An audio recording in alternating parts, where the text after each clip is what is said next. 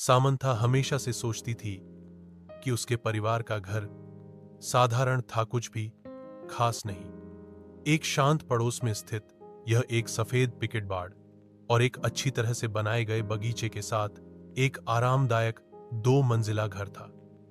फिर भी जैसा कि वह एक दोपहर धूल भरे अटारी में घूमते हुए उसकी नजर कुछ असामान्य चीज पर पड़ी। दूर कोने में भूली हुई पेटियों के ढेर के नीचे उसने फर्श के तख्तों के नीचे छिपा हुआ एक संकीर्ण ट्रैपडोर देखा। जिज्ञासा पर इक्ट वह घुटनों के बल बैठी और उसे खींचा। नीचे स्थित छोटा सीढ़ीदार मार्ग एक धुंधले बासी सुरंग की ओर जाता था। दीवारें पत्थर से बनी थीं और एक हल्की ठंडी हवा अंदर से फुसफुसाती हुई प्रतीत होती थी। दिल धड़कते हुए सामंथा सावधानी से नीचे उतरी, उसकी टॉर्च अंधेरे को चीरती हुई। सुरंग उसकी उम्मीद से कहीं अधिक लंबी खिंची हुई थी, जो पृथ्वी के नीचे मुड़ती और घूमती थी। वह हिला नहीं सकी।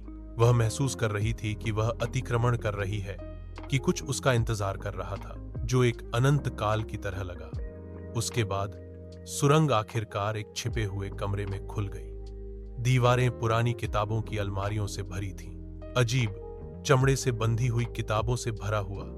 कमरे के बीच में एक पुराना डेस्क धूल भरे कागजात और पत्रिकाओं से घिरा हुआ था। जैसे ही सामंथा दस्तावेजों को पढ़ रही थी, उसके हाथ कांप रहे थे।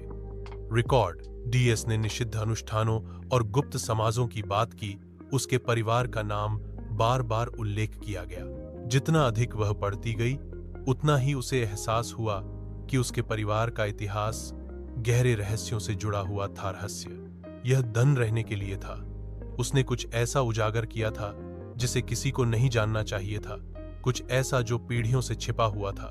जैसे ही खोज का भार उस पर पड़ा, उसने सबसे हल्की आवाज सुनी।